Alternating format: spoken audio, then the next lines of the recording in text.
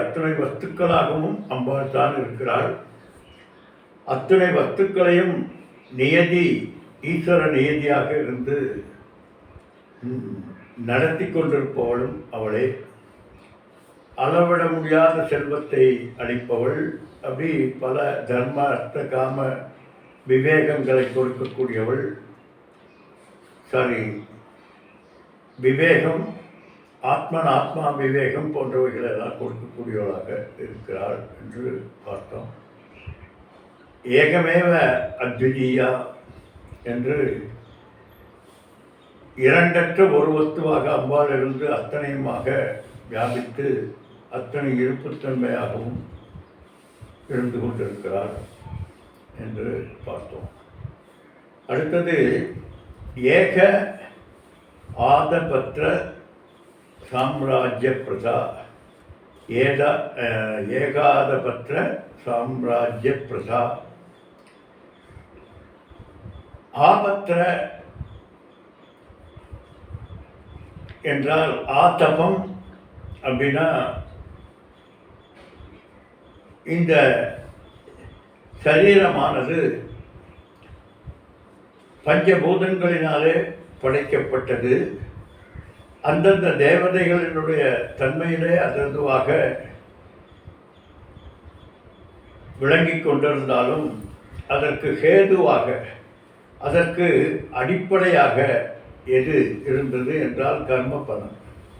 இந்த கர்ம பலன், இந்த சங்கீதம் ஆகாமியம் பிராரப்தம் என்கின்ற இந்த கர்ம பலனானது நம்முடைய பாவங்களை தொகுத்து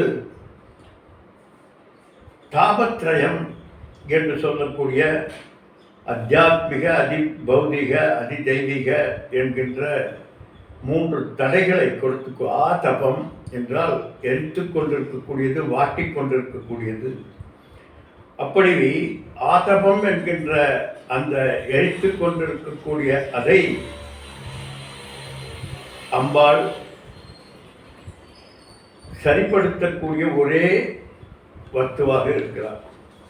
இந்த ஆதபத்தை, இந்த நம்முடைய கர்மங்களினால் ஏற்படக்கூடிய தடைகளை விளக்கக்கூடியவள் அம்பாள்.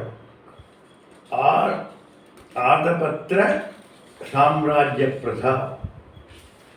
எதை கொண்டவள்? இந்த ஆதபம் என்று சொல்லக்கூடிய தடைகளை, அத்தியாத்ம, அதிபௌதிக, அதிதெய்வீகம் என்கின்ற தாபத்ரயத்தை எப்படி சரி கட்டுகிறாள்? அவளுக்கு என்ன அதிகாரம் இருக்கிறது என்றால் சாம்ராஜ்ய பிரதா. இந்த பிரபஞ்சம் என்கின்ற சாம்ராஜ்யத்தை ஆளக்கூடியவள் அம்பாள். அதனால் அவளால் தான் முடியும் இதை போக்குவதற்கு. அப்படி போக்குவதற்கு அம்பாளிடம் என்ன ஒரு வஸ்து இருக்கிறது? எதை வைத்து அம்பாளுக்கு ஆளுகின்ற திறன் இருக்கிறது, ஆளுமையாக இருக்கிறாள். அது எந்த ஒன்றை வைத்து அம்பாள் இந்த தாபத்ரயத்தை போக்குவாள் என்றால் ஞான ஐஸ்வர்யாக இருக்கிறாள். ஞானேஸ்வரியாக இருக்கின்ற காரணத்தினாலே ஞானத்தை கொடுத்து, அதனால்தான் சாம்ராஜ்ய பிரதா என்றார். ஞானத்தை கொடுத்து நம்முடைய தாபத்ரயம் என்று சொல்லக்கூடிய அத்தியாத்மிக, அதிபௌதிக, அதிதெய்வீகம் என்கின்ற சம்சாரத்தை அழித்து ஸ்வராஜ் என்று சொல்லக்கூடிய சாம்ராஜ்யத்தை வித்யாரூபிணியாக இருந்து யாரெல்லாம் அவளை சரணாகதி அடைகிறார்களோ அவர்களுக்கு அளிக்கக்கூடிய ஒரே வஸ்துவாக விளங்கக்கூடியவள். அப்படி மார்க்கத்தினுடைய தாயாக இருக்கிறார்.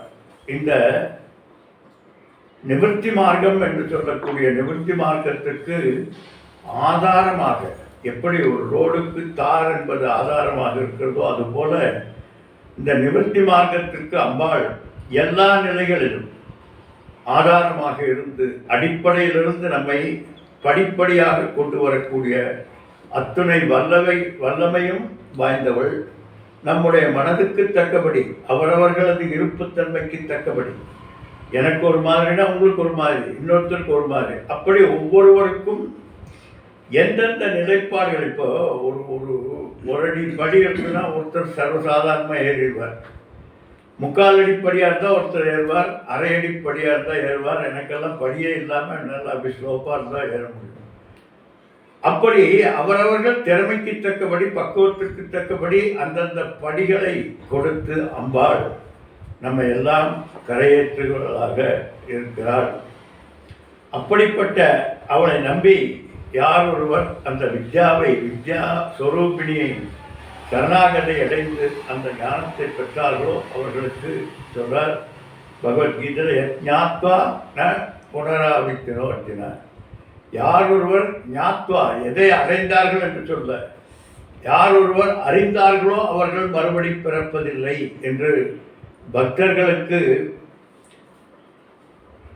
ஒரு படிக்கல்லாக இருந்து ஞானத்தை கொடுத்து இனி பிறவாமை என்கின்ற பெரும் நிலையை கொடுக்கக்கூடியவளாக இருக்கிறாள்.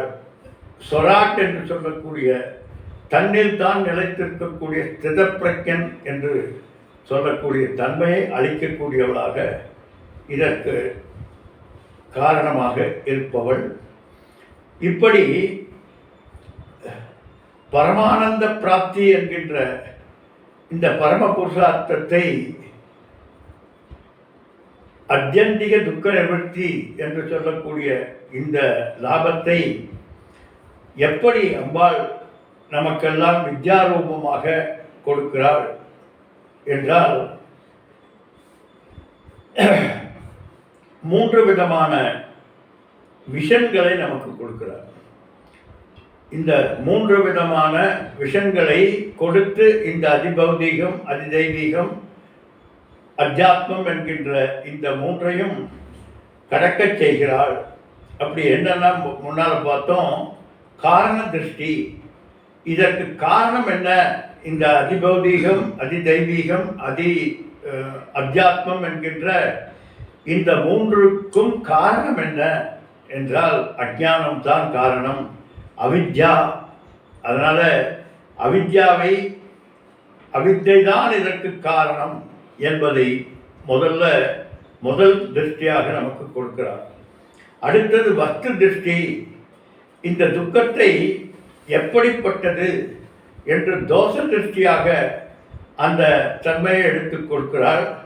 இதில் இருக்கக்கூடிய தோஷத்தை கொடுக்கிறார். நீ சாதாரணமாக இருந்து கொண்டிருக்கக்கூடிய அனுபவித்துக் கொண்டிருக்கக்கூடிய உன்னுடைய பிரவೃತ್ತಿ மார்க்கத்திலே என்ன ப்ராப்ளம் இருக்கிறது என்பதை தோஷ திருஷ்டி என்று சொல்லக்கூடிய தன்மையிலே வஸ்து திருஷ்டி. வஸ்துன தோஷம், அந்த பொருளில் இருக்கக்கூடிய உண்மைத்தன்மையை எடுத்து கூறுவது, அதுக்கு வஸ்து திருஷ்டி. அப்படி முதல்ல காரண திருஷ்டி, அடுத்தது வஸ்து திருஷ்டி, 3வது இதை போக்குவதற்கு என்ன செய்வது என்கின்ற சாதனா திருஷ்டி. இப்படி செய்ய வேண்டும் என்று தாபத்ரயத்தை போக்குவதற்கு அவித்யா, காமம், கர்மம் என்கின்ற இந்த 3ஐயும் அளித்து ஸ்வராஜ் பதவி நமக்கு அளிப்பதற்கு அம்பாள் நம்முடைய பாரம்பரியமாக, நம்முடைய சம்பிரதாய முறைப்படி நமக்கெல்லாம் இந்த வித்தையை கொடுத்திருக்கக்கூடியவள். வித்தை ஸ்வரூபமாக இருந்து நம்மை காப்பாற்றுபவள், நம்மை கடை தேற்றுபவளாக அம்பாள் இருக்கிறாள். அதனால் அம்பாள் மட்டுமே இருக்கிறாள். ஏக ஆபத்திர சாம்ராஜ்ய பிரதா. ஏக என்கின்ற வார்த்தை ஒரு ரசிகர் மன்றத்தை சேர்ப்பதற்கு போல் அல்ல.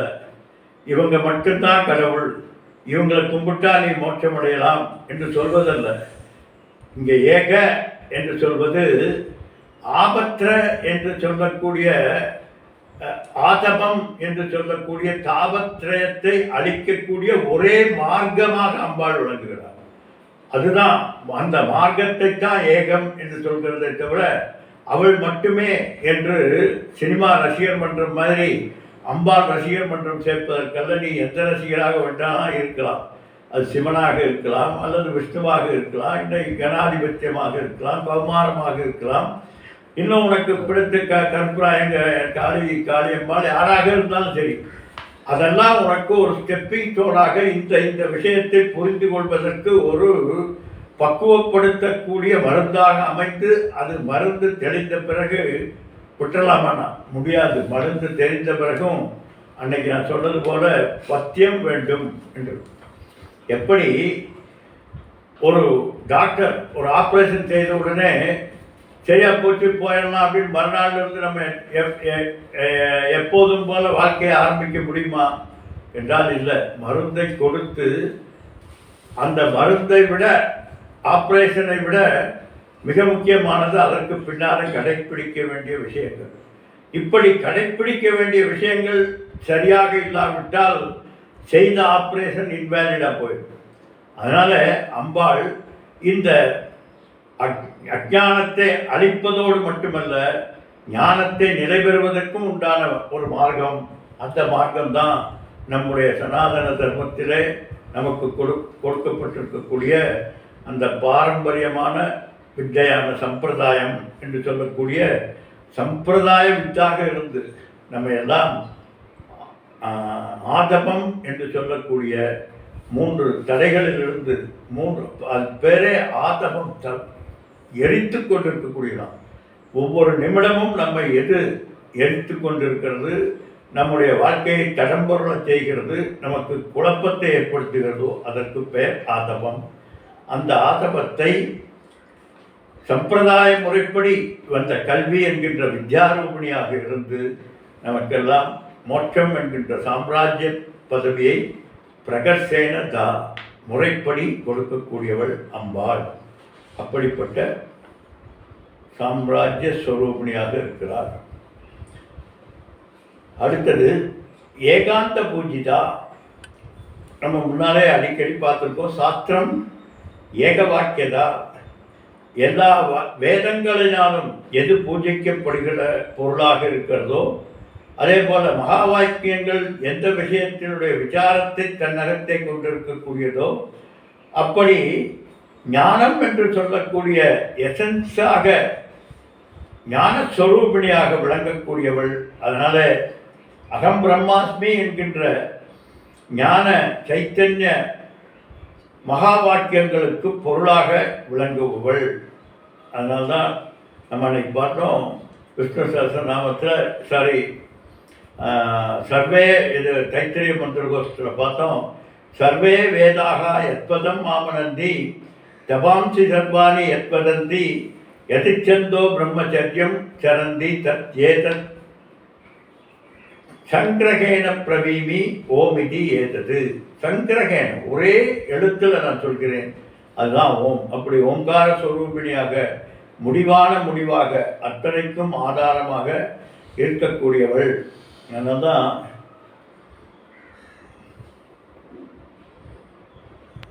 எத் சாட்சாத் அபரோட்சாத் பிரம்ம. எந்த ஒன்று அபரோட்ச அனுபூதியை தருகிறதோ அந்த வித்தைகிறார்.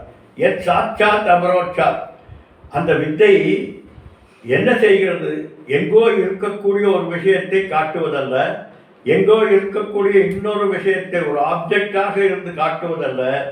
எந்த ஒன்று சாட்சாத் அபரோட்சமாக நானாகவே இருக்கிறேன் என்கின்ற அந்த பொருளை எது நமக்கு அபரோட்ச அனுபூதியை தருகிறதோ அதனால்தான் இதுக்கு அறிவதல்ல அறிபவரது சொரூபம். அறிவல்ல அறிபவரது சொரூபம். அறிவு என்பதற்கு அறியப்படுகின்ற பொருள் அறிவு, அறிபவர் என்கின்ற 3 ஞாத்திரு ஞான ஞேயம் என்கின்ற திருமுடி இருக்கும். ஆனால் இங்கே அபரோட்ச அனுபூதி என்று சொல்கிறது அனுபூதி அனுபவிப்பவரது சொரூபமாக அல்லது அறிபவரது சொரூபமாகவே இருக்கின்ற காரணத்தினாலே இந்த விஷயம் அந்த அந்த ஒரு ஞானம், அந்த ஞானம் மட்டும்தான் உனக்கு அபரோட்ச அனுபூதியை தரக்கூடியது. அப்படி அபரோட்ச அனுபூதி ஸ்வரூபமாக விளங்கக்கூடியவள். பரோட்ச விசாரத்தினுடைய முடிவு பாருங்க, சங்கரன் என்ன சொல்றாங்க? பரோட்ச விசாரத்தினுடைய முடிவாக விளங்கக்கூடியவள் அபரோட்சமாக இருப்பவள். பரோட்ச விவகாரம் என்றால் திருஷ்ய விவேகமாக எதையெல்லாம் நீ பார்க்கிறாயோ அது நீயாக இருக்க முடியாது. காரணம், பார்க்கப்படுகின்ற பொருளிலிருந்து பார்ப்பவர் வேறு என்பது நியதி. இன்னொரு பொருளாக இருந்தால் மட்டும்தான் நீ அதை பார்க்க முடியும். அப்படி பார்க்கப்படுகின்ற பொருள் நீயாக இருக்க முடியாது. எனவே உன்னை விட வேறான ஒரு வஸ்துவைத்தான் நீ பார்க்க முடியும். அப்போ நீ எதெல்லாம் பார்க்கிறாயோ அதெல்லாம் நீ அல்ல. இந்த பிரபஞ்சம் முழுவதும் அனைத்தையும் நான் என்று நீ ஒருபோதும் எண்ணியதில்லை. அதனால பிரசத்திய பிரதிஷேதக பகவான் இந்த ஜகத்தா இந்த மரமாக நீ இருக்கிறாய், அதாக இருக்கிறாய் என்றாலும் சொல்லவில்லை. ஏனென்றால் அது நான் அல்ல என்கின்ற தன்மை எனக்கு நன்றாகவே தெரிகிறது. ஆனால் எங்கே உனக்கு ப்ராப்ளம் ஏற்படுகிறது என்றால் இந்த சரீரத்திலிருந்து ஆரம்பித்து உன்னுடைய மனம், புத்தி, அகங்காரம், சித்தம் என்று சொல்லக்கூடிய மனோமயம், அன்னமயம், பிராணமயம் என்று சொல்லக்கூடிய விஞ்ஞானமயம், ஆனந்தமயம் வரைக்கும் அத்தனையும் நான் நான் நான் என்று எண்ணிக்கொண்டிருக்கிறாய். அப்படி பிரசக்தி பெற்ற உன்னை நான் என்று நினைக்க, நான் சொன்னது போல வேதம் எப்பொழுதுமே எதை விளக்கச் சொல்லும் என்றால், எது உனக்கு பிரசத்தமாக, எதிரே நீ ஊறி கிடக்கிறாயோ அதிலிருந்து தான் விலகச் சொல்லுமே தவிர வேண்டாதவற்றிலிருந்து விலக்கி கொண்டே போனால் வேதம் முடியவே முடியாது. இந்த பிரபஞ்சம் முழுவதையும் விலக்கி காட்ட வேண்டும் என்றால் நடக்காது. அப்போ எப்படி அன்னைக்கு நான் சொன்னது போல விஷம் ந பிபேத் என்று வேதம் சொல்லவில்லை, சுரான் ந பிபேத் என்று தான் சொல்லியிருக்கிறது. ஏன் விஷம் ந பிபேத் என்று சொல்லவில்லை? அப்படின்னா விஷத்தை குடிக்கலாமான்னு கேட்கக்கூடாது. விஷத்தை பற்றி குடிக்கலாம் என்கின்ற எண்ணம் கூட உனக்கு வந்தது கிடையாது. அதனால் அதை பற்றி வேதம் எடுத்து சொல்லவில்லை. ஏற்கனவே நீ விட்டு விட்டிருக்கிறாய். நீ வேறு, நான் வேறு, இது வேறு என்பது ஏற்கனவே நமக்குள் இருக்கக்கூடிய ஒன்று. இதை பற்றி வேதம் விளக்க வேண்டிய அவசியம் இல்லை. அப்போ எதை விளக்க வேண்டும்? நான் என்கின்ற எண்ணம் உனக்கு எந்த இடத்திலே பிராபலத்தை தருகிறதோ அதிலிருந்து ஆரம்பிக்கிறது. இந்த சரீரம் போன்றவை நான் அல்ல என்று இவைகளை எல்லாம் விலக்கிவிட்டு, அப்ப நீ யார் என்று அறிகிற போது இந்த பிரபஞ்சமாக அகார உகார மகாரமாக இந்த ஜீவ ஜெகத் ஈஸ்வரன் என்கின்ற அத்துணையும் ஒன்று என்று ஏக அந்த வேதத்தின் முடிவாகிய அந்த ஒன்று என்கின்ற வஸ்துவை பூஜிக்கின்றவளாக அம்பாள் இருக்கிறாள். அப்படி நேதி என்று விளக்கப்பட்டு கடைசியாக விளக்க முடியாததாக எது இருக்கிறதோ அது அம்பாள். எல்லா உபநிஷத்துக்களாலும் பூஜிக்கப்படுகின்ற வஸ்துவாக அம்பாள் இருக்கிறாள். எல்லா உபநிஷத்துக்களினாலும் பூஜிக்கப்படுகிறது அப்படின்னா பிரமாண வடிவமாக. அத்வைதத்திற்கு பிரமாணம் என்றால் வேதாந்தோ நாம உபனிஷத் பிரமாணம். வேதாந்தம் என்றால் நீ பிரமாணம் என்றால் பிரமா அஸ்ய கரணம் இது பிரமாணம். நீ வேதாந்தத்தை தெரிந்து கொள்ள வேண்டும் என்றால் அதற்கு ஒரே ஒரு பிரமாணம் மட்டும்தான் இருக்கிறது. அதுதான் சப்த பிரமாணம். சப்த பிரமாணம்னா ஆ ஊ ஈ அப்படிங்கிறது அல்ல, மகா வாக்கிய பிரமாணம். அதுதான் உபனிஷத்தினுடைய பிரமாணம்.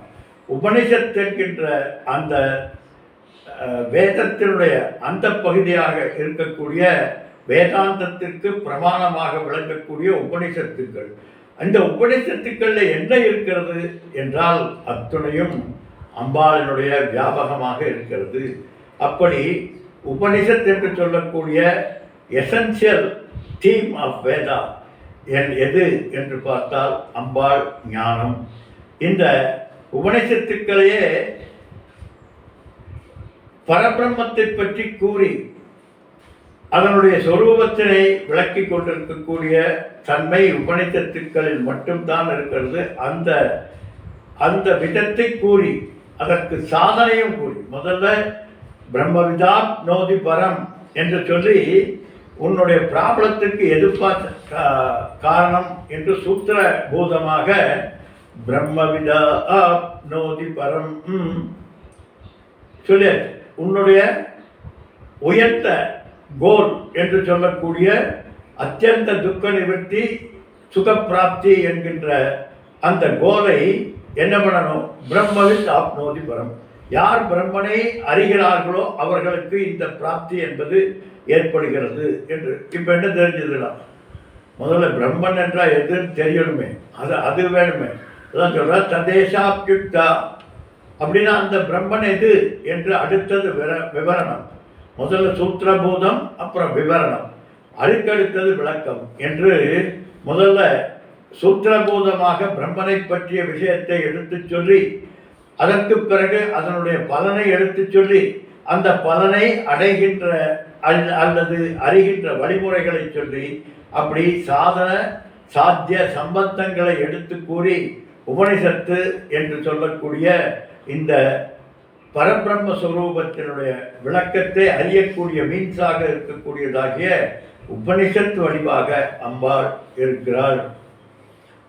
அவித்யா காமம் கர்மம் என்று சொல்லக்கூடிய ஹிருதய கிரந்தி என்று சொல்லக்கூடிய நமக்குள் ஏற்பட்டிருக்கக்கூடிய முடிச்சு, இந்த முடிச்சுக்கள் தான் நம்மை நாமாக இருக்க விடாமல் செய்யக்கூடியது.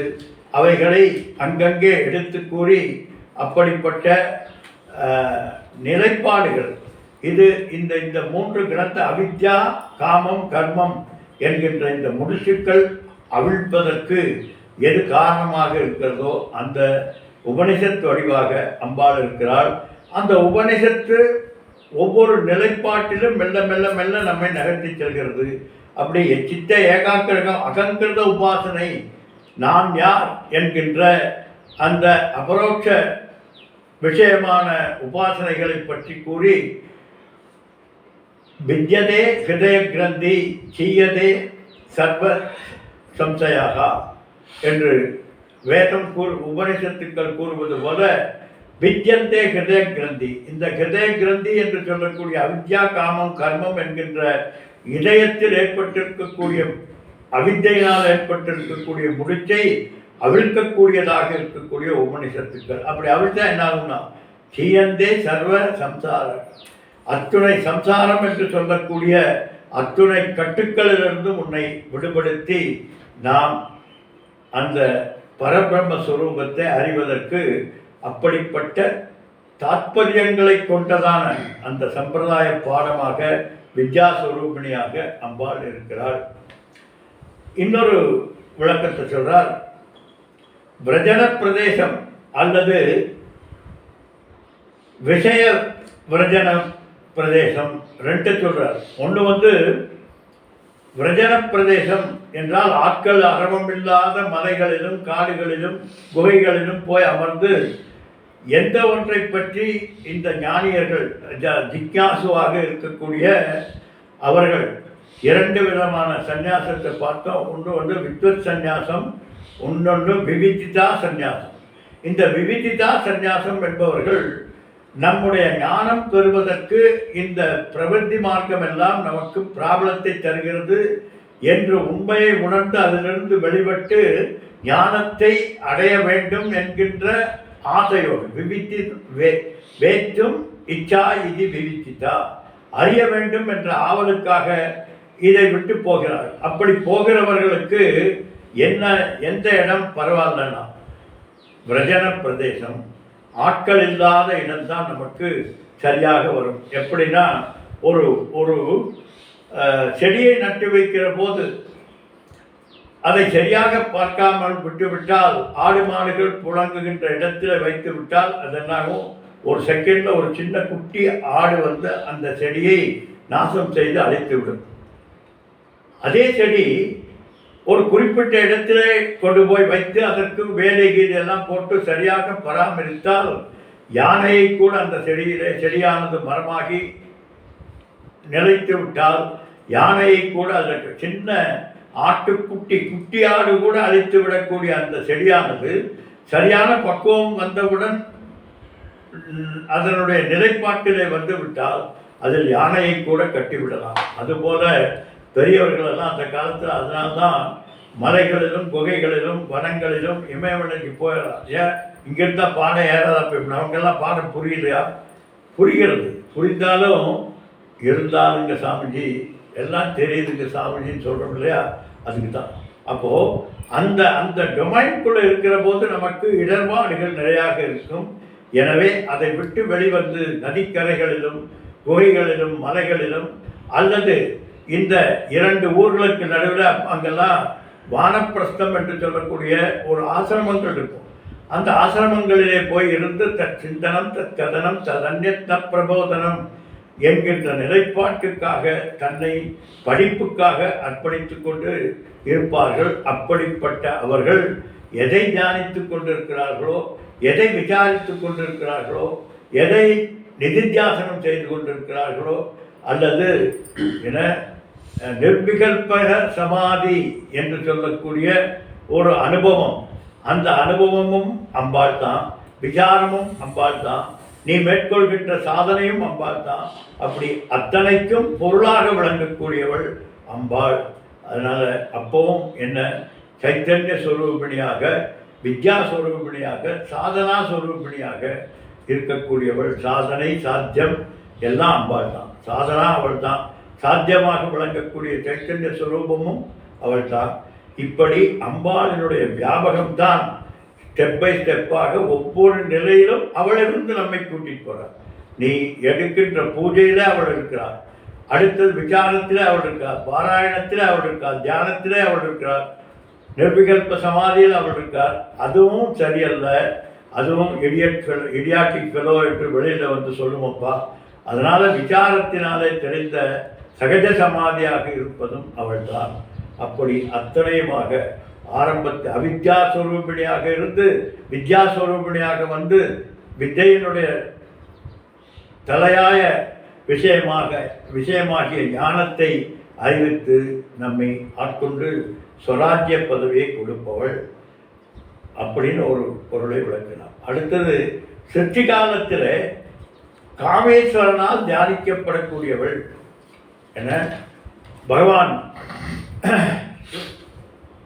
எப்படி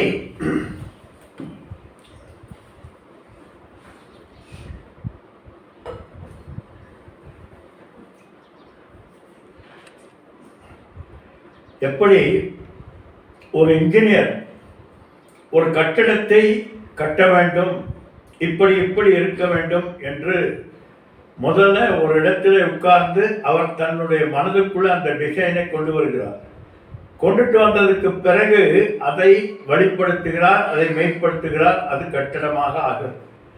அதுபோல காமேஸ்வரர் என்ன பண்ணுறாரா, இந்த சிருஷ்டி எப்படி இருக்க வேண்டும் என்று எப்படி அந்த இன்ஜினியர் தான் படித்த கல்வியை கொண்டு இந்த கோணம், முக்கோணம், வட்டம், சதுரம் இதையெல்லாம் மனதில் வைத்துக்கொண்டு இந்த கட்டடம் எப்படி வர வேண்டும் என்று டிசைன் பண்ணுகிறாரோ, அதுபோல பகவான் உட்கார்ந்த சிருஷ்டியை பற்றி யோசனை தியானிக்கிறாராம்.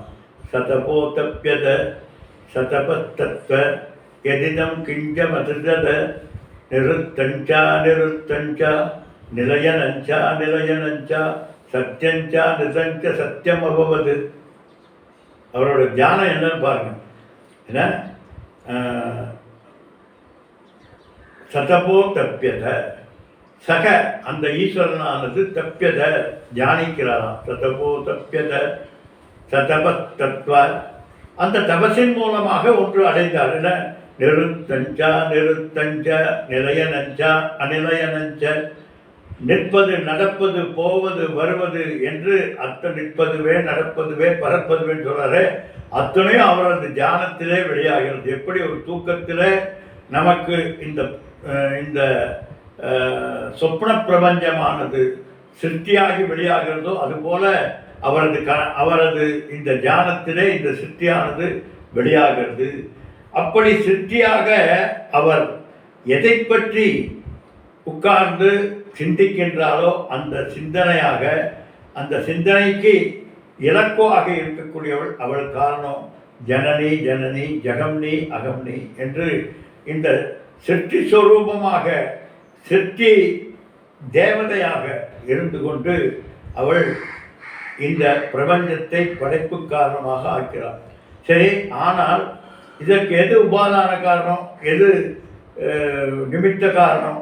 ஈஸ்வரன் நிமித்த காரணம் என்று சொல்லக்கூடிய எண்ணுகின்ற தன்மையாக இந்த பிரபஞ்சத்தை சிருஷ்டிக்கக்கூடியவளாக இருந்தாலும் சிவசக்தியாயுக்தோ எதிபவதி சக்த பிரபவதும் என்று சிவசக்தி ஐக்கியமாக ஆகி அங்கே இந்த சிருஷ்டிக்கு காரணமாக ஆகிறாள். அப்படி அருகதை பெறுகிறார். இந்த சிருஷ்டிக்கு அருகதை சிவன் எப்படி பெறுகிறார் என்றால் சக்தியுடன் கூடியனால் தான் சிவனால் சிருஷ்டிக்கக்கூடிய தகுதியை அடைந்தார். அப்படிப்பட்ட எந்த ஒரு சிருஷ்டிக்கு காரணமாக சிவனாக சிவ சக்தியாக இருக்கிறாளோ அப்படிப்பட்டவள், அப்படிப்பட்ட ஏக சக்தியுடையவள் அவள். அதே போல இந்திரியங்கள் மனம் புத்தியிலிருந்து விடுபட்டு இந்திரிய சேர்க்கைகளை எல்லாம் விஜெட்ரா வாங்கி ஆமை போல பொருள் நின்று எப்படி ஆமையானது தன்னை டிஸ்டர்ப் பண்ண வருகிறார்கள் என்று தெரிந்தவுடனே தன்னுடைய 5 புலன்களையும் உள்ளே இழுத்துக் கொள்கிறதோ அதுபோல வைராக்கியம் என்கின்ற சொரூபிணியாக இருந்து சாதகர்களுக்கு வைராக்கியத்தை கொடுத்து கஷதி தீராக பிரத்யக்காத்மா ஐச்சத என்று அந்த தீரர்கள் என்று சொல்லக்கூடியவர்களுக்கு விவேகமாக வைராக்கியமாக எந்த ஒன்று இருக்கிறதோ இருப்பாளோ அவள் தான். அதுதான் சொல்றார், ஆவிர்த்த சற்றுகு அமிர்தத்துவம் எச்சனை. ஆவர்த்த சற்றுகு என்றால் புலனடக்கத்தை கொண்டு பொறிவாயில் ஐந்தவைத்தான் வாழ்க்கை பொய்நீர் ஒழுக்க நெறி நின்றார் நீடு வாழ்வார் என்று வள்ளுவப் பெருந்தகை சொன்னது போல அந்த 5 புலன்களையும் நாம் வழிப்படுத்துவதற்கு நெறிப்படுத்துவதற்கு விவேகம் அவசியம், வைராக்கியம் அவசியம். அப்படி விவேக வைராக்கிய சொரூபிணியாக இருந்து நம்மை அமிர்தத்துவம் இச்சன்னு என்று சொல்லக்கூடிய மாபெரும் அந்த ஞானத்தை அடைவதற்கு அழியா பெருநிலை என்று சொல்லக்கூடிய இரவா பெருநிலை, அழியா பெருநிலை கிடையவே கிடையாது. மறுபடியும் இந்த இடத்துல ஒரு வாய்ப்பு கிடைத்தது அதை பற்றி பேசுறதுக்கு. இரவா பெருநிலை என்று நிறைய பேர் சொல்கிறாங்க. இரவா பெருநிலை என்பது ஒன்று கிடையாது. யார் இரவா பெருநிலை என்று ஒரு விஷயத்தை சொன்னார்களோ அவர்கள் இல்லாமல் போய்விட்டார்கள். இப்போ இல்லை, அவங்க கபில முனிவர் இல்லை. அப்போது இரவா பெருநிலை என்பது இல்லை. காரணம், பிறந்தது அத்தனையும் இறந்தே தீரும். பிறப்பு என்றால் இறப்பு என்பது நிச்சயம் விதிக்கப்பட்டது. அப்போ அடுத்தது என்னன்னா, அப்போ ஞானத்தினுடைய பொருள் என்ன, ஞானத்தினுடைய விளைவு என்ன? பிறவா பெருநிலை, இனி பிறவாமை வேண்டும் என்பதுதான் ஞானத்தினுடைய பலன். அப்படிப்பட்ட தைரியம் வாய்ந்த இந்த விவேக வைராக்கியத்திலே தைரியமுடையவர்களாக அர்த்தம் கச்சது தீராக. ஏன் தீராக? நம்மால் திருப்தியாக இருக்க முடியவில்லை. ஆரம்ப சூடாக என்று முதல்ல பெரிய வைராக்கி போல பேசுகிறோம், அடுத்த நிமிடம் துப்பாக்கி கீழே போட்டு பழைய வேலை பார்த்துறோம். அப்படி இல்லாமல் மனோதிடத்தோடு யார் ஒருவர் இந்த தன்மைகளை, இந்திரிய ஒடுக்கங்கள், மன ஒடுக்கங்கள் என்று இத்தனையும் ஏற்படுத்தி தன் ஆத்ம சாட்சாத்காரத்தை அறிகிறானோ அவன், அப்படிப்பட்ட அவன் அமிர்தத்துவம் என்று சொல்லக்கூடிய மறுபடியும் பிறவாத பெருநிலையை பற்றி அறிகிறான். அதுதான் இந்த ஏகாந்த பூஜிதா. இந்த நிலையை அடைவதற்கு அவர் ஏகாந்தம் என்று சொல்லக்கூடிய ஒரே முடிவாக இருக்கக்கூடிய அந்த அம்பாளை பூஜிக்கிறார், தியானம் செய்கிறார், நிதித்தியாசனம் செய்கிறார்கள். அப்படிப்பட்ட வஸ்துவாக விசாரத்திற்கு, தியானத்திற்கு, நிதித்தியாசனத்துக்கு பொருளாக விளங்கக்கூடியவள் அம்பாள். ஏதமான பிரபா. அடுத்தது அனைத்தையும் விட பிரகாசமானவள். நம்ம அடிக்கடி பார்ப்பதுண்டு. நட்சத்திர சூரியோ பாந்தி நட்சத்திர தாரகம் நேமாவிக்குதோ பாந்தி குதோயம் அக்னிகி தமேப பாந்தம் அனுபாதி சர்வம் தஸ்ய பாசா சர்வம் இதம் விபாதி என்று பார்த்திருக்கோம். என எந்த ஒரு ஒளியை எந்த ஒரு ஒளியாலும் பிரகாசிக்க செய்ய முடியாதோ அந்த ஒளினா என்ன, எந்த ஒரு வஸ்துவை எந்த ஒரு ஒளியினாலும் பிரகாசிக்க செய்ய முடியாதோ அதுபோல நாம் பார்ப்பதற்கு வெளிச்சம் வேண்டும். வெளிச்சம் என்றால் நமக்கு சோர்ஸ் எது என்று பார்த்தால் சூரியன். சூரியனுடைய ஒளியினாலே இந்த பிரகாசத்தை இந்த பிரபஞ்சத்தை பார்த்து கொண்டிருக்கிறோம். அப்படி எந்த ஒரு சூரியனது பிரகாசத்தினாலே இந்த பிரபஞ்சம் முழுவதும் அறியப்படுகிறதோ அந்த சூரியனினால் அந்த வஸ்துவை காட்ட முடியாது. அடுத்தது சந்திரன். அடுத்த சோர்ஸ் எது என்று பார்த்தால் சந்திரன். அந்த சந்திரனது சோர்ஸினாலும் நாம் அந்த பிரகாசத்தை பார்க்க முடியாது. நட்சத்திர சூரியோ பாதி நட்சத்திர தாரகை. சந்திரன் இல்லாத போது நட்சத்திர வெளிச்சங்கள் நமக்கு வழிகாட்டுகிறது, காட்டுகிறது பொருட்களை. அந்த நட்சத்திரங்களும் காட்டுவதில்லை. ஏனென்றால் தமேவ பாந்தம் அனுபாதி சர்வம். நான் என்கின்ற பார்ப்பவர் இருந்தால்தான் பார்க்கப்படுகின்ற பொருள்கள் பார்வைக்கு இலக்காகும். எனவே பார்ப்பவர் என்பவர் இருந்தால்தான் பார்க்கப்படுகின்ற பொருளுக்கு இலக்காக இருக்க முடியும். எனவே பார்ப்பவரை பார்க்க முடியாது. அப்போ என்ன பண்ணணும்னா நட்சத்திர சூரியோ பாதி நட்சத்திர தாரகம் நேமாவிக்குதோ பாந்தி குதோயம் அக்னிகி தமேவ பாந்தம். நான் என்கின்ற சொப்பிரகாச சைத்தன்யமானது வெளிப்பாட்டினை அடைந்து அந்த வெளிப்பாட்டில் தான் ஈவன் சூரியனே பிரகாசிக்கிறது. அதான் என்ன பூர்புவ சுபக தட்ச விதுர்வரேண்யம் பர்கோ தேவஸ்ய தீமகி தியோயோன பிரச்சோதயாத் என்று அந்த காயத்ரி மந்திரத்தினுடைய பொருளாக எந்த ஒன்று சூரியனை பிரகாசிக்க செய்கிறதோ, எந்த ஒன்று தேவர்களை தேவர்களாக இருப்பதற்கு பிரகாசித்து கொண்டிருக்கிறதோ அந்த ஒரு பிரகாசம்தான் மூன்று உலகினுடைய இருப்புத்தன்மையும் பிரகாசிக்கின்ற தன்மையும் சச்சித்தாக மூன்று உலகங்களையும் பிரகாசித்து கொண்டிருக்கிறதோ அந்த பரம்பொருள் தான் என்னுடைய புத்தியிலே பிரகாசித்து என்னை அறிவித்து எனக்கு அருள் தந்து கொண்டிருக்கிறது என்று அந்த பரம்பொருள் நான் என்று உணர்வதுதான் தியோயோன. அப்படிப்பட்ட அந்த வஸ்துவை நான் தியானிக்கிறேன் என்று சொல்வதுதான் காயத்ரி மந்திரத்தினுடைய விளக்கம். அப்படி அனைத்தையும் பிரகாசித்து கொண்டிருக்கிறது. அப்படி பிரகாசித்து கொண்டிருக்கக்கூடிய அந்த பிரகாசத்தை நீ வச்சிருக்கிற இந்த துத்துணோண்டு கற்பூரத்தினால எப்படியப்பா காட்டிட முடியும் அப்படின்னு பூஜாரியை பார்த்து கேட்குற மாதிரி இருக்கு. இந்த குதக அயம் அக்னி, இந்த அக்னி எப்படியப்பா அப்பேற்பட்ட அந்த பிரகாசத்தை பிரகாசிக்க முடியும் என்று சொல்றார். அப்போ என்னது சிம்பாலிக்காக இந்த பிரகாசமானது எப்படி இருள் நீங்கி கர்ப்பகிரகத்தில் தெரிந்தும் தெரியாமலும் இருக்கக்கூடியதாகிய அந்த தெய்வத்தை நமக்கு காட்டுகிறதோ அதுபோல அறிந்தும் அறியாமலும் இருக்கக்கூடியதாகிய நான் என்கின்ற வஸ்துவை, நான் என்ற வஸ்துவை அறியாதவர்கள் யாரும் இல்லை, அறிந்தவர்கள் யாரும் இல்லை. சரியா? நான் என்கின்ற வஸ்துவை நீ யாரும் கேட்டால் தெரியாது என்று சொல்பவர்கள் யாரும் இல்லை. ஆனால் யார் என்று கேட்டால் தெரியவில்லை. அதனால அப்படிப்பட்ட அந்த வஸ்துவை இந்த அக்னியானது காட்ட முடியாதப்பா, ஞானாக்னியினால் மட்டும்தான் அறிந்து கொள்ள முடியும். அந்த ஞானாக்னியானது இருள் நீக்கி அந்த பரம்பொருளை நமக்கு காட்டுகிறது என்று எப்படி அந்த மந்திரத்தில் சொல்கிறதோ அதுபோல அத்துணை பிரகாசங்களாகவும் எந்த பிரகாசம் இருக்கிறதோ அதுதான் ஏதமான பிரபா. அத்துணை பிரகாசங்களுக்கும் சைத்தன்ய சுரூபமாக இருந்து விளக்கி கொண்டிருக்கிறது என்று அந்த வஸ்துவாக இருக்கிறாள். மாண்டூக்கிய காரிகால அலாத சாந்தி பிரகரணம் என்று சொல்லக்கூடியதில் ஜாத்யாபாசம், சதாபாசம், வஸ்து ஆபாசம், ததைவச்ச அஜாச்சலம் அச்சலம். அப்படி அவள் அத்துணையமாக அந்த அவஸ்து தத்துவம் விஞ்ஞானம் ச அந்தம் அத்வயம் ச பாசதே அன்ற ஒன்று பிரகாசித்துக் கொண்டிருக்கிறது. எந்த ஒன்று?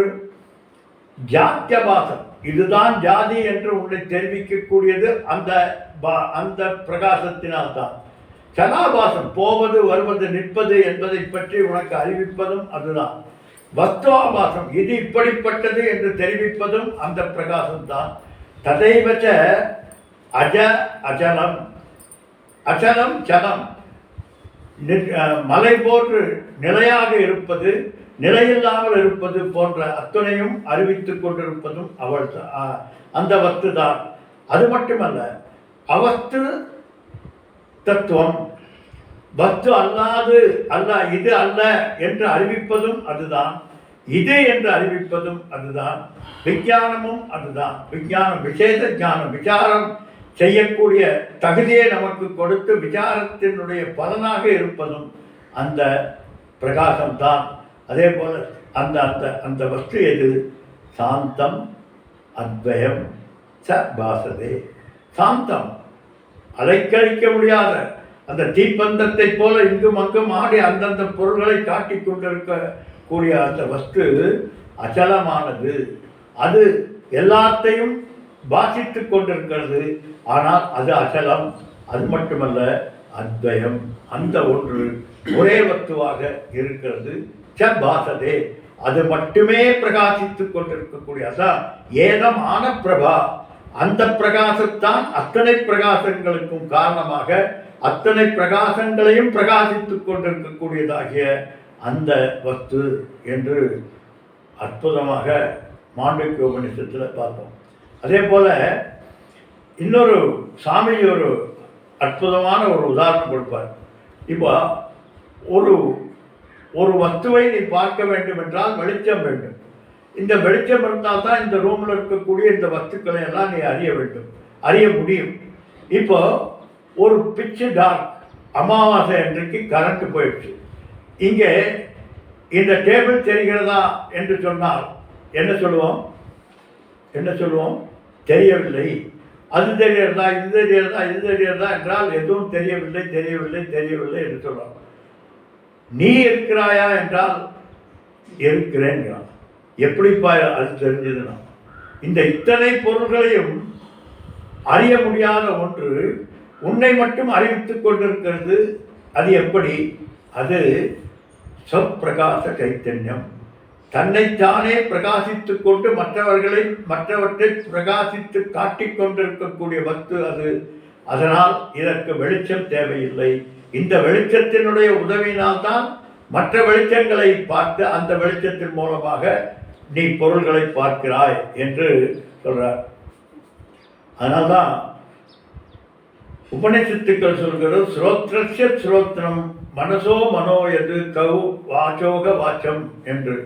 ஸ்ரோத்ரஸ்ய ஸ்ரோத்திரம், உன்னுடைய காது கண்ணுக்கு கண்ணென்றும் காதுக்கு காதென்றும் மறைபோற்றும் மறைபொருளை என்று எழுதினது போல, கண்ணுக்கு கண்ணென்றும், கண் இருந்தால் மட்டும் தெரிந்து விடாது.